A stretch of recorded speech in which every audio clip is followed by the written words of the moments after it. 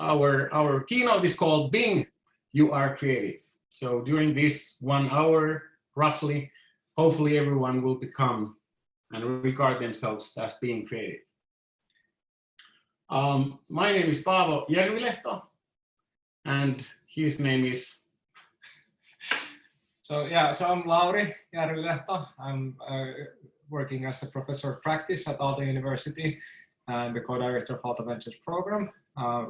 And previously I used to work 10 years in the music industry and then writing a lot of like non-fiction books and stuff like that. So a bunch of things where these tools that we're sharing with you guys have come in pretty handy. And maybe you can, I think everybody probably knows Paavo, but maybe you can say. I think everybody knows me. My name is Paavo Järvilehto, and I'm a creative strategist now working in advertising or lean advertising agency Wörks. I've been doing creative work for roughly a little over 20 years as a profession now, and there's been a lot of moments and thoughts during those 20 years that we combined our knowledge of creativity and wrote a book of it. It's called Pim olet luova, which is the same than the topic of our keynote today, but in Finnish. It's thoughts and practices of how you can become more creative, what is creativity, why you should be creative. And these are the same thoughts that we'd like to share with you guys today. I think we should kick this off with a question, and if you could now write in the chat section in this Zoom, and answer these questions. Do you think that you are creative? Do you regard yourself as a creative person? And now anyone can write. It'd be fantastic if someone writes. Yeah, no, this is really tough for Finnish people. Like it's like asking, do you think you're smart? And people, I'm not that. There we go. So we're getting a lot of yes answers and sure answers. Everyone in almost everyone is saying yes, which is fantastic, and it's I think in our line of work or that happily is the usual way of things, that people feel creative, but says Monica. I mean, but in our line of work, I think we both share that we've stumbled across people who maybe don't think themselves as the people that come up with the idea. They see themselves more as facilitators or who support these magical beings who actually come up with ideas. And maybe the one thing that we want to kind of bring across is that creative people are not a section of people that are creative or behave creatively, because, and our kind of main point with the book being You're Creative is that all human beings are creative. Us as species, like us, what separates us from other animals is the ability to kind of perceive our surroundings and create these insanely surprising connections. Like there's a couple of animals that can take a stick and push it somewhere and eat an ant, and there's like 2 of them. But humans have this ability to make these connections, and that is something that separates from any other animal, and that is a skill that all of us have. So why is it then that a lot of people, happily not in our audience today, but a lot of people think that they're not the ones who come up with ideas, that they're not creative necessarily? Yeah, there's a really interesting bit of research about school kids thinking about creativity. I'll just pull this in here. So basically, when you ask first graders who thinks they're creative, almost everybody raises their hand. And then when you ask sixth graders about who thinks that they're creative, and almost nobody raises their hands. So something weird happens there, and Paavo can maybe fill in the blanks there, what's going on in that. Yeah, I mean, it's about following conventions, following rules that we have. And the more you go back in time, the more you see that creativity becomes more and more essential. Like even back in, like at the end of 19th century, we didn't have the tools or means to do things right now. So if your door broke down, you had to be creative how you fix it because you didn't have the tools. You can't call someone and make them come and fix the things for you. So you had. But then what Lauri just talked about, then something happened. Then we get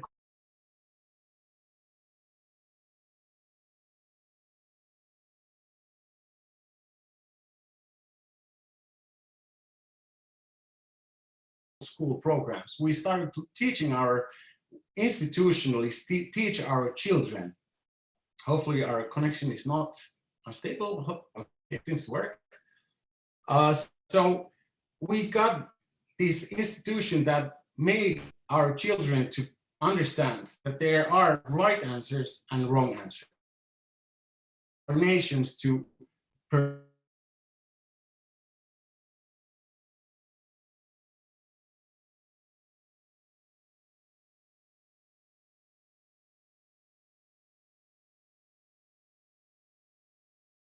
that you have, there's one way to fix your door. So in our schools, we learned that if you answer wrong, you get punished. If you answer right, you get rewarded. And that's something that is really, really strong message for us. And it really guides us forward. And what Lauri was talking about, when you come up to sixth grader and ask, are you creative? They say, oh, not that much. Because they're afraid of the moment of people laughing at you. Like saying something stupid and then that guy, like we all know that guy, starts laughing. And that's something that we fear. So in a way, we could say that those people who feel that they are not creative, they don't lack a skill that the creatives have. They in fact have something more than the people who are the ones that come up with ideas. And the thing that they have more is fear, that they are afraid of sharing their thoughts. They're afraid of sounding silly or stupid. They try with their grinding their teeth, they try to be rational and understandable to answer right. And what creativity is, almost the most important thing is the fear, to go beyond the fear and be wrong and say the wrong answers. Because now there's not going to be a teacher who's going to hit you with a stick. Mm-hmm. You're going to come up with a great idea that's going to be the thing that you are looking for. So, then a question. Yeah, we want to throw the ball to you guys for a second.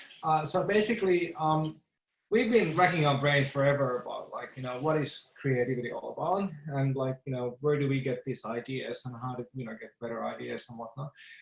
And frankly, there's like, there's a ton of literature on this topic, and there's no right or wrong answers about what creativity specifically is. We have a couple of definitions we really like ourselves. We're sharing them with you guys in a minute. But before we get there, like I said, we'd love to throw the ball to you guys for a second and just spend like 20 seconds in this intensive reflection about this question. Like, if you think about your own work and your own life and your own experiences, what if you had to like succinctly summarize what creativity is in like 1 or 2 sentences? What would that summary be? So before you go and like submit, so we'd love in a minute for you guys to submit these answers to this chat field. But before that, I'm going to take my phone. I'm going to time 20 seconds of time dedicated to intensive thinking about what is creativity. If you have to summarize in 20 seconds what is creativity, please put your minds to work now to come up with that summary. And after the 20 seconds, we'd love to round up whatever you come to think of into the chat window. And like I said, there are no real, right or wrong answers. The important thing is just to move ahead with whatever pops into our minds. So 20 seconds, intensive thinking about the question, what is creativity? And the time starts now.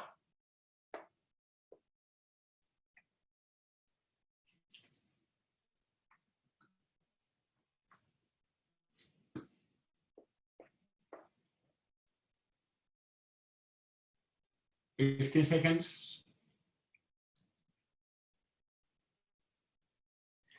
Okay, that's it. That's precisely 20.11 seconds. Time for you guys to think. And now, if you'd want to submit your answers into the chat field, and we'll wait for about 1 minute for you guys to write down whatever you can think of, and then we'll carry on. Problem solve. We have the first one already. Absolutely. Freedom of thinking and actions. Cool stuff. Seeing things differently.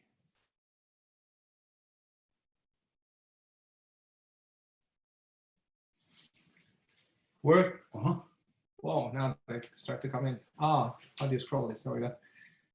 Working with the inner knowledge, searching for flow, lateral thinking, using some skill knowledge thing whatsoever in a context you've never used it before. Mixing known and unknown, known and unknown to get something you didn't even imagine. Creativity is finding solutions. Yeah, that's a good one. Thinking out of the box, problem solving, knowing how to fix stuff. That's a good one. Different solutions to a problem, cutting through the expected, connecting the dots in a new way. Creativity is combining different types of knowledge to come up with something new. Yeah, we have actually some goodies coming up related to that one. Not being content with rules and traditions, precisely. So, yeah, I think there's a really ton of good stuff there. Searching for flow, that's something that's really important. The interesting thing about flow and creativity, by the way, so Mihai Csikszentmihalyi, the guy who created the flow theory, is like, a big deal for us, and he's also like a big theoretical cornerstone for our book. And the interesting thing is, I spent several years trying to figure out what is the sort of like relationship between creativity and flow, because flow is basically the state that you enter when your skills and the challenge at hand are balanced. So when you're challenged with something that you presumably have skills enough to solve. If the challenge is too easy, you get bored, and if it's too hard, you get frustrated. Being a bit naughty, that's right.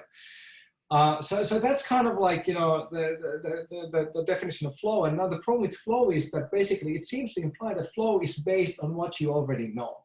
And still, like, so many people, Csikszentmihalyi himself wrote the book called Creativity, or The Flow of Creativity.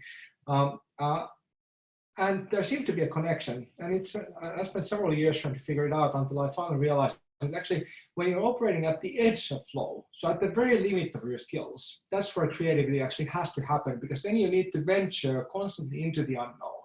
And that's where you start bringing stuff home. So that also links to this, what Gabriel wrote, like, that creativity is combining different types of knowledge to come up with something new. Or there was somebody else who wrote this, from Jussi, mixing known and unknown to get something you didn't even imagine. So as you can see, this is kind of like this huge conceptual bubble that all gravitates towards something, that you can't really like put into words exactly what it is. But we all, like, by coming up with these myriad varieties of definitions, we sort of oscillate or move towards, something that, we probably won't walk out of this session with a clear and concise definition of creativity, but we maybe understand a little better by sharing these ideas with one another about what creativity really is. I love this bit about being a bit naughty, like, there's this obvious, like all the Finns know this like character, Lilla My, or like Pikku My, Little My, I think in English. From the Moomin series, and she's, I think, the sort of like epitomal paradigm of creative thinking in the Moomin series, and obviously by the virtue of, well, being a bit naughty. So in our book, we actually used this, we paraphrased this from Csikszentmihalyi's book on creativity, so it's not exactly what he said, but basically, Csikszentmihalyi, the gist of his definition, which takes a full book to explain fully, is that creativity is making something new and useful according to some people. So the way he defines it is, first of all, I mean, I guess everybody agrees that creativity requires making something new, right? I mean, if it's old, then like it's not creative. It's just same old, repeating what you already know. But just making new stuff isn't real. Like I mean, I can just like just trash a place up, and that's building a lot of like new trash, but it's not really like creative. So there is the aspect of like it's being useful, it's being beautiful, it's having some kind of a quality of goodness into it. So something new and useful. And then the other problem is that, like, you know, if you ask a heavy metal fan what they think of, I don't know, Dr. Dre, or if you ask, like, you know, hip hop fan about what they think of Slayer or whatever, they're probably going to both go like, bleh. And the problem is that, like, you know, I mean, goodness, beauty, all of these seem to be highly context dependent. And that's why, like, you know, defining some universal goodness is really hard.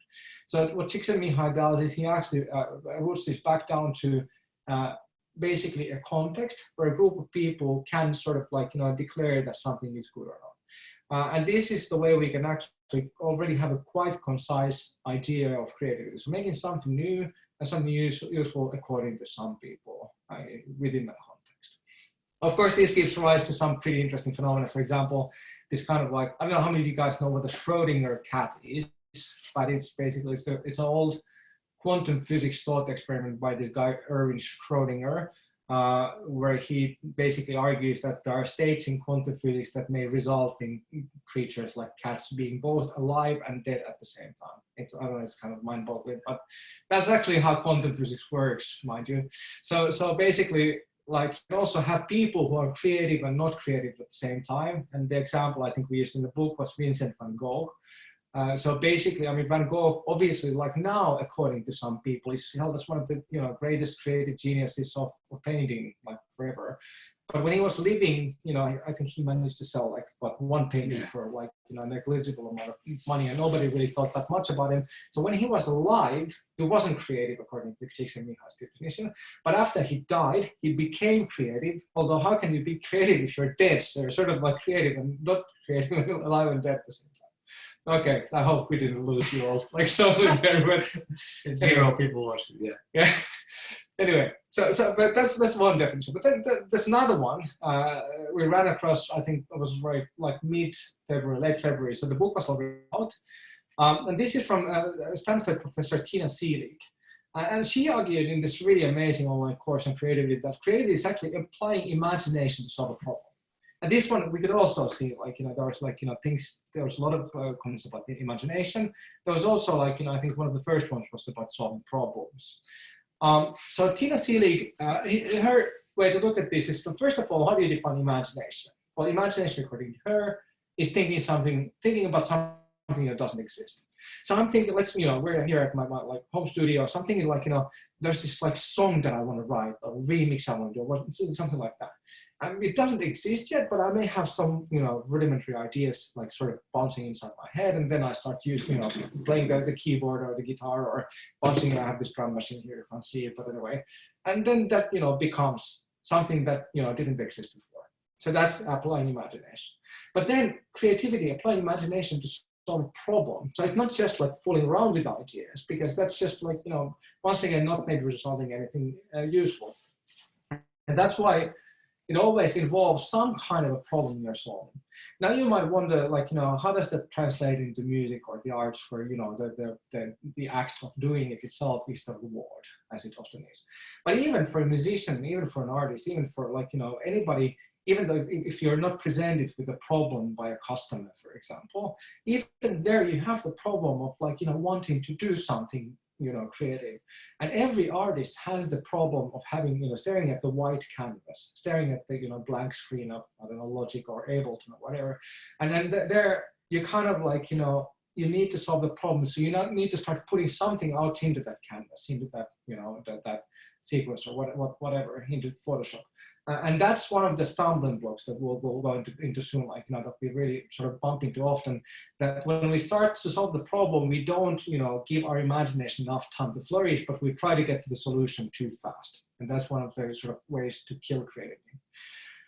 So to make a long story short, these two definitions are something that we've, you know, found ourselves gravitating towards a lot lately. I think, you know, you guys put in some really amazing ones there.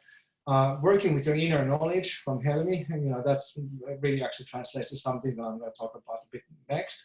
And like, you know, but it all culminates back to the idea that it's somehow like going deeper into our cognitive capabilities, giving our thinking more space to grow so that our imagination can flourish and we can produce something that's new and useful, according to maybe some people, or in, you know, useful in solving a problem. And I really kind of love the idea of what Csikszentmihalyi says, that you need the people around you, that is also always something bigger. And I think there's something really beautiful about that we ourselves never are creative alone, that we always have to have a kind of a group of people around us. Yep. Cool. So let's do a bit of science. Science is fun.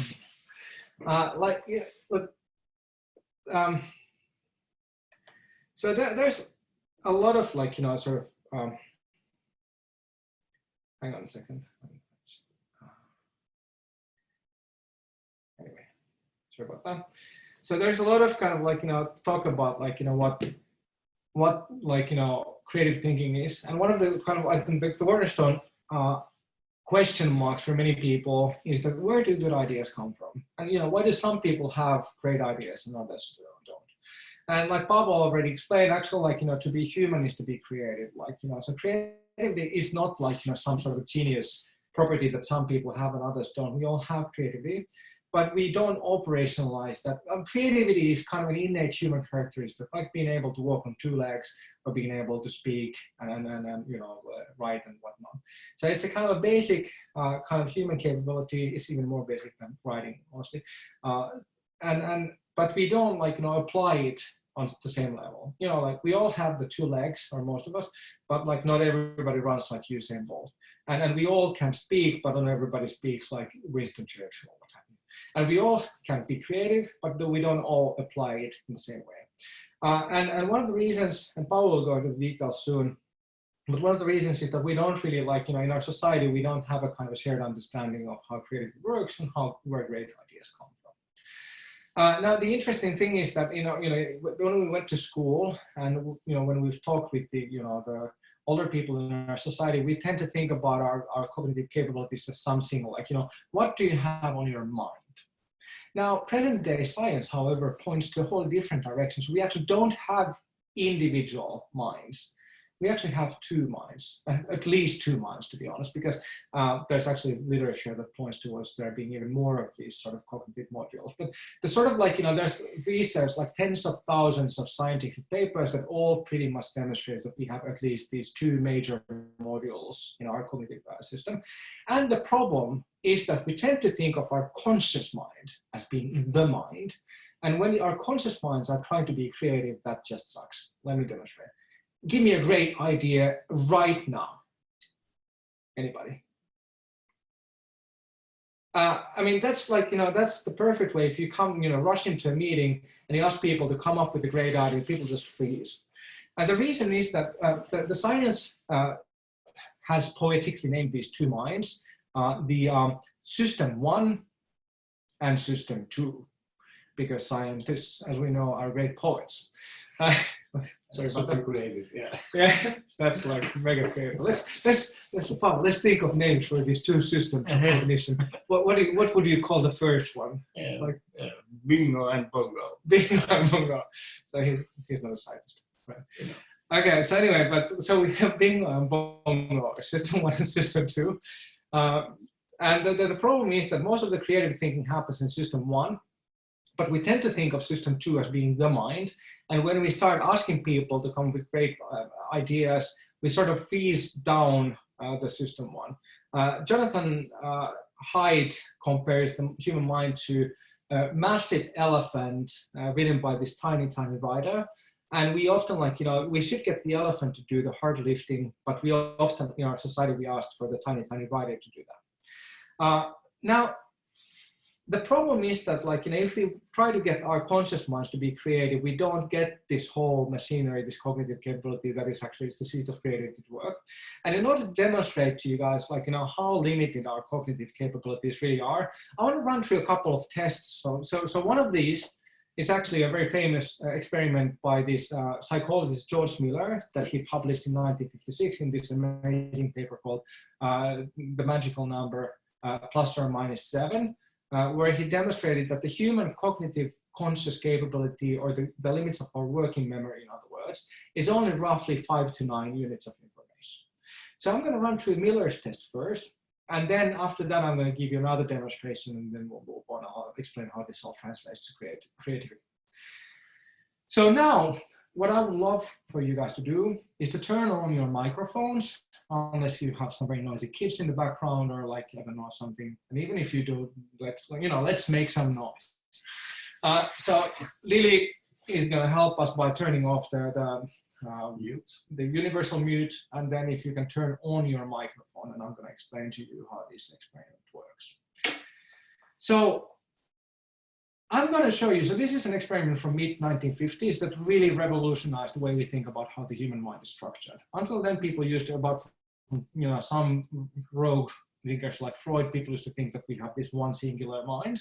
And Miller's research eventually led into these tens of thousands of papers, like, demonstrating that we have at least two major modules in our thinking, and that the first one is very constrained. So I'm going to give you short strings of numbers. I'm going to start with 4 numbers, then 5, 7, and so forth. And I'm going to show you how cramped or limited exactly our conscious thinking is. So the way this works, I'm going to give you the string of numbers for roughly 1 second. I'm going to put it away, and only once the number has disappeared from your screen, I want you to speak out loud from your working memory, the number that you saw. Okay? So I'm going to show you the number. I'm going to put it away, and after I put it away, please repeat what you just said. Lauri, hold on a second. I'm trying to unmute the people one by one. So before... Can you guys, who's listening, say something? Let's hear if we can hear you. Hello. Yes. Hello. Hello. Hey! Hello. How are you? Okay, so Oh, fantastic. Go, Paavo. Everybody say, whoa. Oh. now everybody is able to speak. Very good. Thanks. Okay, so go ahead. Awesome. Fantastic. Okay, so once more, I'm going to show you a couple of short strings of numbers. So I'm going to show you a string of numbers. I'm going to put it away. And after I put it away, please say out aloud what you just saw. Okay, ready? Here comes the first one. 158. 548. Yeah, easy as cupcakes, right? Like, what is this guy talking about? There's no limits to my working memory. Okay, next one. 8534. Yeah, that's it. Not pretty good. Yeah, you guys are doing great. Okay, next one. 15783 something. Okay, next one. 8357 8313. What? Is there someone who knows the number now? Who can repeat it? No one? Really? You're the bully one. Sorry? You're the bully ones now. Yeah. Okay. Now, let me explain what's going on here. So Miller came to the conclusion that 9 items of data is the upper limit of the working memory capability. Now, the last number has 9 numbers in that. And I've done this test to, 10 to 15,000 people in the last 10 years. So I've given this to mass lectures containing 1,500 people or so. And then in small workshops of 12 people or something like that. And through those 15 or so thousand people, one single person has ever been able to reproduce the last string of digits. So even though it's theoretically at the upper limit of what some rare human being should be able to do, I've so far been able to gather 1 item of data out of 15,000 where this has been possible. Now modern science actually points towards that, that Miller was too optimistic, that actually the real figure is somewhere in the ballpark of 47. So you could see with the 4 numbers, with the 5 numbers, you had no problem. With the 7, already, I guess many of you were sort of already struggling a little bit. And with the 9, usually people just go whatever. And that's a capability, that's a limitation for every human mind. So now you may think okay, so it's pretty obvious that why it's so hard to come up with great ideas when asked to do so, because, let's face it, with, 5 to 7 units of information, or roughly 40 bits per second of processing power, it's not really that amazing. But the interesting thing is that actually what Miller got wrong was that we don't encode our working memory contents in data, but in meaningful units of information that psychologists these days call chunks of information. So I'm going to demonstrate this again to you guys, and I think you'll get it immediately. So we'll run one more experiment. So I'm going to show you now 2 strings of letters, not numbers, but letters. So this is going to be, again, 9 items of data. So 9 letters in each of these screens, and the method will be exactly the same. So I'll show you the string for about 1 second. I'll put it away, and then I want you to repeat it out, speaking out loud, what you just saw. So here comes the first one. Are you ready? And here we go. Selvetty. SLW. SLWTY something something. Okay, so I'm going to show you another one. Let's see how you guys fare. Now put your full intelligence to the work, because this is the one that really matters.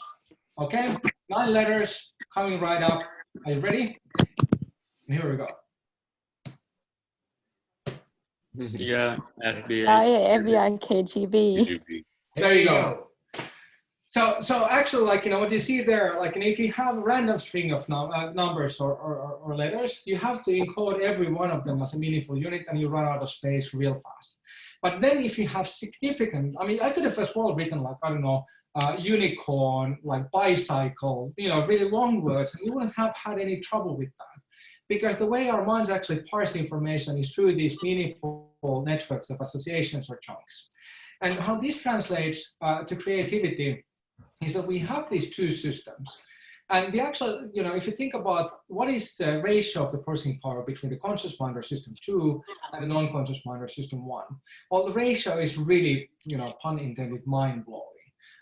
There's a really great paper by the psychologist Manfred Zimmermann from 1986 called the Human Nervous System in the Context of Information Theory, where Zimmermann demonstrates, by making this really intricate analysis of how basically our nervous system, the afferent and efferent nerves in our body parse information. And so he argues that the conscious mind, or the system 2, parses about 40 bits of information per second. Now, if you take a lesson from computer science, it takes about 8 bits to encode a single byte or a single meaningful unit of information for a computer. So following that idea, Zimmermann's data shows us that you can keep in your mind in a given moment maximum of 5 thoughts. But for the and this is like, where the mind really like blows wide open. For the non-conscious mind, if the conscious mind can process 40 bits per second, the non-conscious mind, according to Zimmermann, can process 11.2 million bits of information per second.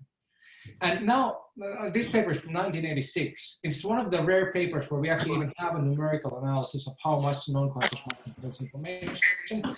Present-day knowledge points towards that actually, the latter number is probably an order or 2 of magnitude higher. I can't go into the details here. I've written about it in a couple of my books if you want to look up what's going on.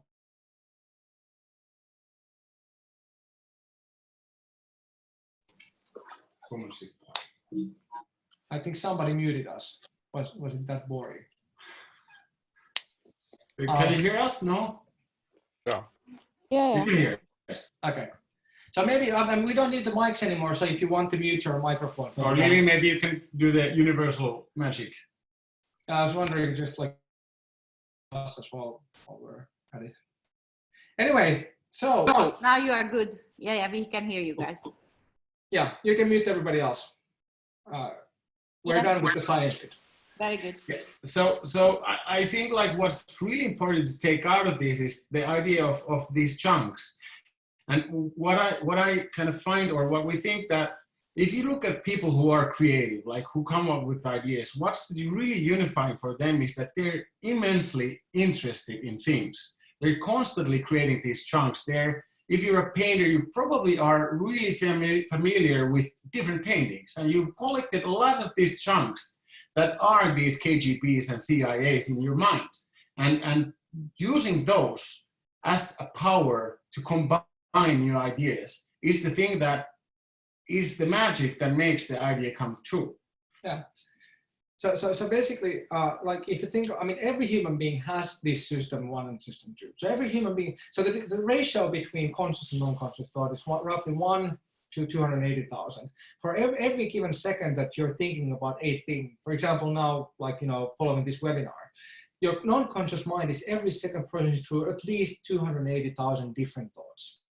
And the way it works, like Paavo explained, like, that when you learn about things, when you read, when you watch movies, when you listen to music, when you watch ads, whatever, you're sort of like putting more of these chunks into your system one. And there are two principles we know very well about how the non-conscious mind works. So there's the principle of association, the principle of repetition. So the repetition is like, anything you do, more and more you become more proficient in. Repetition is the seed of learning. But then also, for creativity, the principle of association is critical. So all of these things that you've sort of put into your box of system one, they keep colliding with one another. And if you have enough information there, and if you have enough understanding of your field of expertise, those things may pop into your system too. Like, I'm sure everybody's had this, like, they wake up in the middle of the night, like 3 a.m. and go, oh, now I got it. And the only way you can get to that point is by, first of all, learning enough from your trade. So just reading and, doing stuff and talking to people.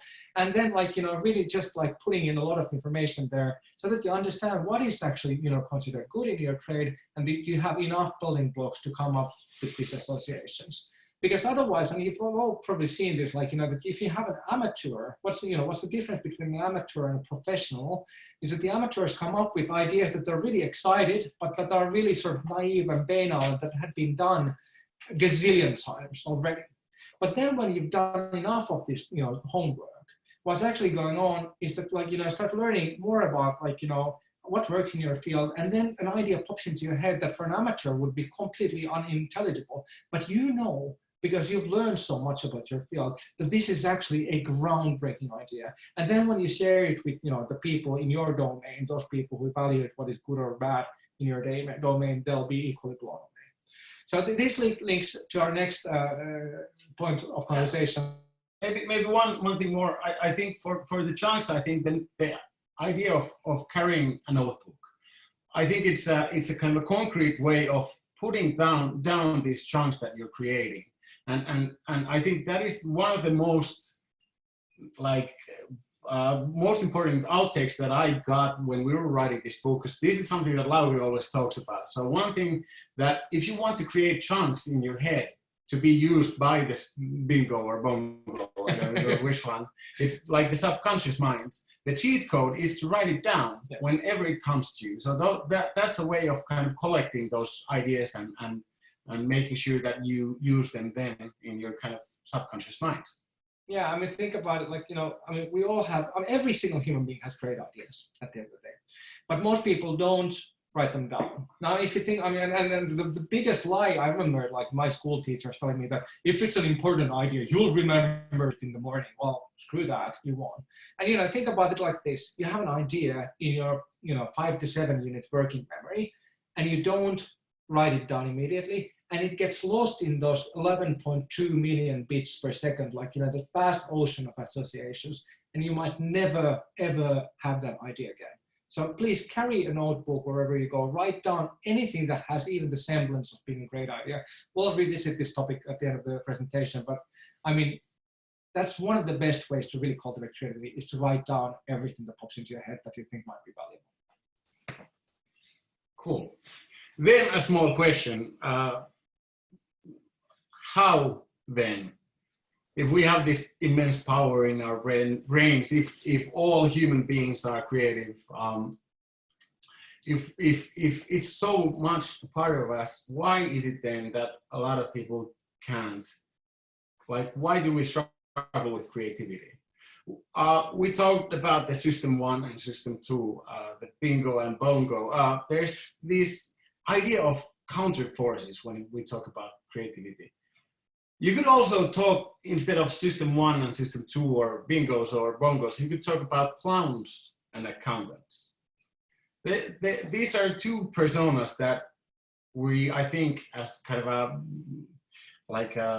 image, you come up with an idea of how do these people behave? How do clowns behave? How do accountants behave? If we look at accountants, they're super goal-driven. They have Excel where they think rationally. They put their numbers and they crunch them. They look at data.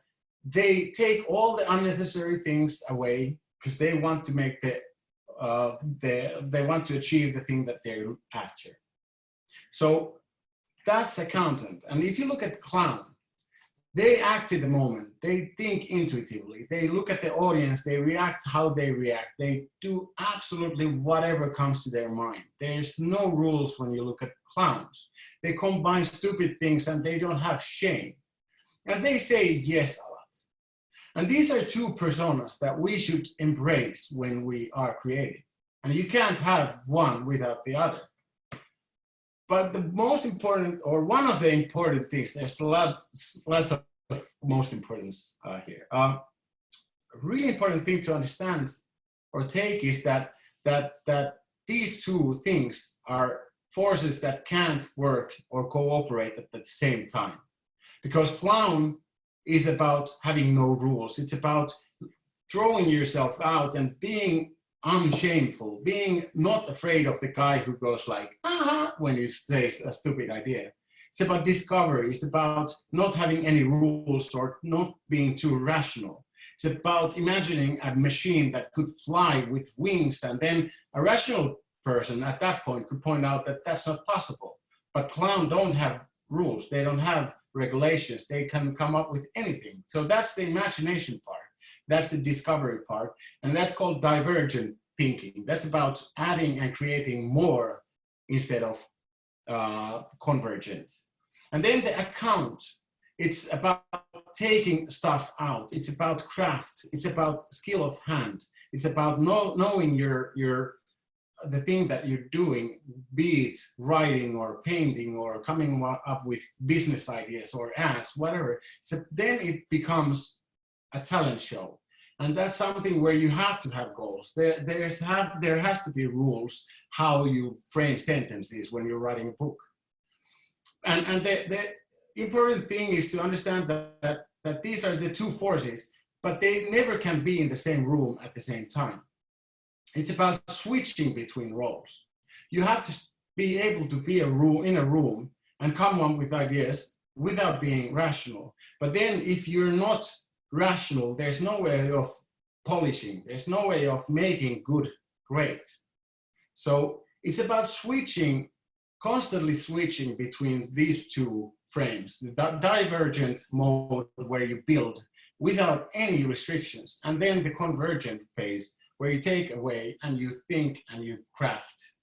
And it's about switching, and that's one big kind of maybe mistake that people make when there's lots of people coming up with ideas. There might be one or two clowns in the room, but if there's one accountant, then the accountant's role is constantly just point out that what you're doing is silly, that can't be done, that's a stupid idea, and the whole energy of the moment is spent, instead of building, it's about being too rational. So if you are coming up with ideas, you have to have the space where everything is good. You just build and constantly build, and there's absolutely no wrong answer at that moment. And then you have to switch. You have to be rational. You can't, at the moment when you are polishing or making it real, you can't expand anymore. Then you lose focus. And there's a couple of kind of outtakes with these two roles, like what we'd like to share. Like in the divergent phase, when we try to come up with ideas, we usually, one of the biggest kind of mistakes that we do is that we're too critical. We try to be too rational, and we think that, yeah, that's not possible, or that's going to be too expensive, or that's not a good idea. And we already kind of filter our ideas, and that ends up us being either silent or saying something that's completely apparent and not creative enough. The second thing is the kind of fear of white paper, the kind of sense of, I can't start doing this, is the kind of like the kind of try to make things too finished too early. Like when you start writing, you immediately try to write the next best-selling book by Stephen King. And that's not possible. What if you want to get to the flow, if you want to kind of push ideas out, you can't expect them to be good. They're probably going to be awful when they come out. But if you push enough of your ideas out, you're going to see patterns. You're going to see something that makes sense. And then from those patterns, from these subconscious patterns, you can start building with craft something beautiful. And I think the most important thing, again, kind of pointing out the thing that we talked in the beginning, is that people are afraid of looking stupid. They don't want to share things that are silly or not possible. They want to, people have this like feel of wanting to sound smart. And that's really stupid if you want to be creative, right? So in the convergent phase, when we start to kind of, we have a lot of text, we've written a lot of text, or you painted a painting or sketched a painting, you have an idea of a business model. Then it comes down to like skill and craft. And you have to have a clear goal where you're headed. If you're mixing music, you have to have a certain style you're after. And that means that you have to have this imagination of where are you headed? Or if you're creating an advertisement campaign or whatever you're doing, you have to have a clear goal when you start convergent phase. You have to have good skills. Like if you're not super good with language and the correct way of writing, then you need an editor, and you can't do that yourself if you don't have the skill. So then you have two options: either hire a person to do that work, or then learn that work. And that means that you have to learn the craft to actually make something beautiful. And just the idea of straying out of focus, when you should kill your darlings, when you should take away things, you by accident start building when you should be focusing. And that's something I do. Those people who work with me know that I usually do this, and then they say that that's not good and you're not focusing, and then that's good. But yeah, I think that's really, really often that people do as a mistake. When they should be narrowing it down, they still continue building it up. So all in all, I think it's fair to say that it's about these clowns and accountants. It's about saying yes and it's about saying no. And just as a point, I mean, if you constantly say yes, you are bound to come up with new ideas. It's absolutely like it's going to happen. If you say yes a lot, you're going to come up with ideas, but they're going to be new ideas. If you then say no, you're going to create something amazing. So it's about switching between the convergent, the divergent. It's about saying yes, and then it's about saying no. And you're not going to be a creative if you're just a clown, and you're not going to be creative if you're just an accountant. You need them both. Cool. So to finish off our webinar, we wanted to share a little bit about our thinking about creative tools. So I mean, creativity is, I mean, first of all, it's a capability all human beings have. We all have systems 1 and 2. We can all learn new things. We can all become more capable. But at the end of the day, it's also about methods. It's about methodologies, about how do you navigate and manage all those ideas? How do you make them become something concrete? And how do you navigate this sort of like wavy line of divergence and convergence, or this double diamond or triple diamond, what have you? And in the book, BIM on Global, we've collected a bunch of different tools that we've found very useful in our lines of work. And so everything starts with collection. So first you need to have a method where you just build a huge database of ideas.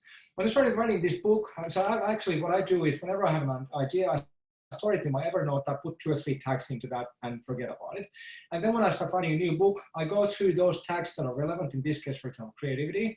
We went through and printed about 250 files from my Evernote, and then like chopped it up into little like individual sentences, and went in this full psychopath mode and like started like gluing it into pieces of paper. If you want to see how it worked, you can go see our Instagram. There are some photos about that. And then that was a collection phase. Then you start selecting, so we start evaluating, that's more convergent, like, this is interesting, this could work with that. And then you create the first draft. And that's like, that's a great moment when you feel like, that you kind of like, that's the first love of being creative is like, creating the first draft. When you have the first sort of like outline of what you want to create. And often there's another difference between amateurs and professionals, that amateurs often stay at the drafting phase, and professionals have the guts to go into full out accounting mode and really zoning on what matters and start refining, killing their darlings, keeping it simpler and simpler and simpler, narrowing down on what is the core of the work until they come to the conclusion. And then finally, you come to the point where I think there are two really big stumbling blocks about the creative process. So Paavo outlined the stumbling block with being divergent or being convergent. But in this process, the first stumbling block is getting stuck with the draft. So you just, pat yourself on the back, oh, this is so great. The book already works so beautifully. And then you have somebody read it and they go, well, that sucks. So you really have to refine your work. But then the other converse thing is like, that many artists especially go into this full out like refinement psychosis. So they just keep on fixing and fixing and fixing, and they never stop fixing. And eventually, like, if you take a look at, for example, the current rendition of the original Star Wars movie, it's like, it just totally sucks compared to the original, which, had its little, like, things that didn't quite work there, but that was still like, a masterpiece, whereas now that after George Lucas has been retouching it, I don't know, 2 dozen times, it's not that great anymore. I mean, it's still a great movie, but it's not the masterpiece that it was in 1977. So that's one example.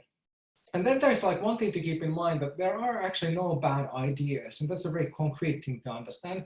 And one experience I want to share with you guys about the creative process is that a couple of weeks ago, I wrote this remix for this artist called Grimes, who's probably like now best known for being the mother of what was XAE Z12 something.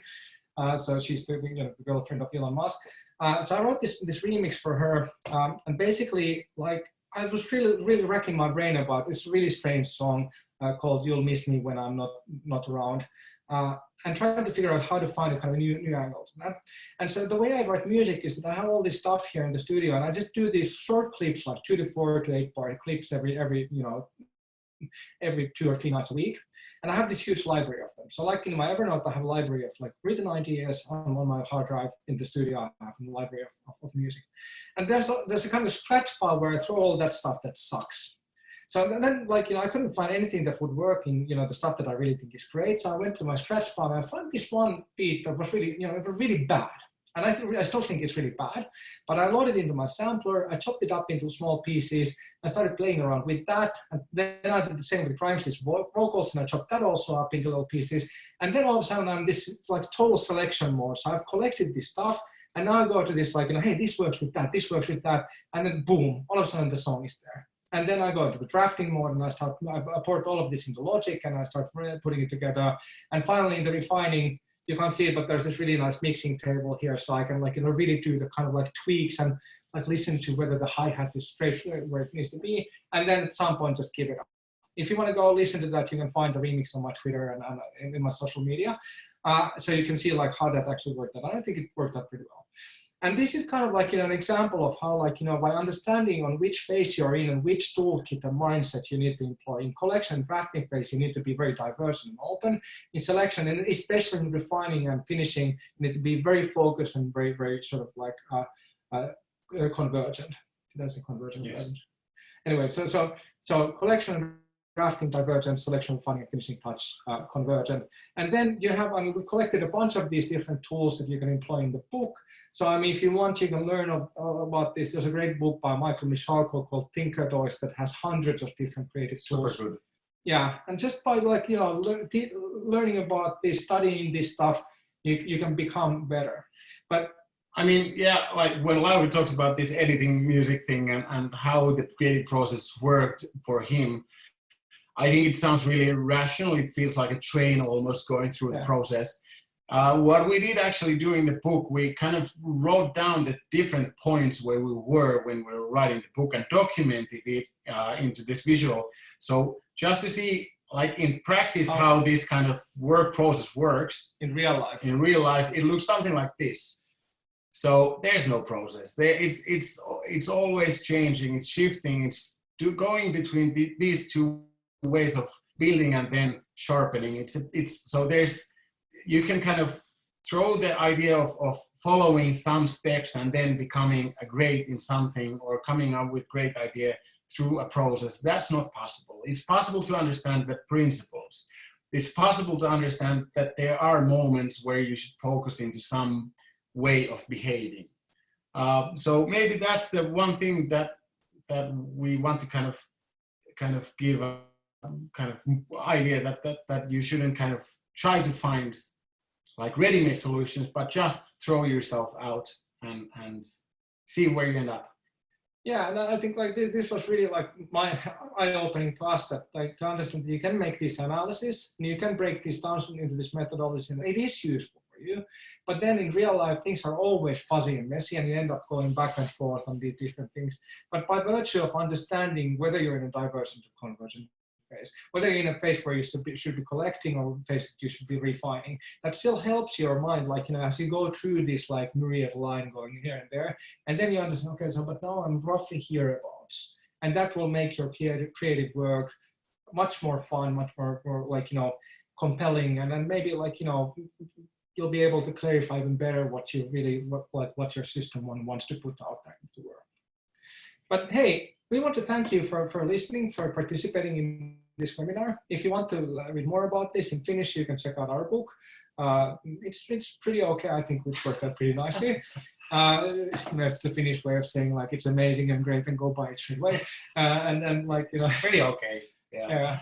And then in English, there's a bunch of like great literature, like Mihacic's and Miha's book on creativity, Michael Michalko's book, Thinker Toys, Kahneman's book, Thinking Fast and Slow, if you want to learn more about System 1 and System 2. And feel free to send us email, to ping on Twitter, to connect with us on social media, and like send us any follow-up questions or comments or whatever you want, and we're happy to engage in the conversation moving forward. Absolutely. Thank you very much. Thanks everyone. This was Being Your Creative.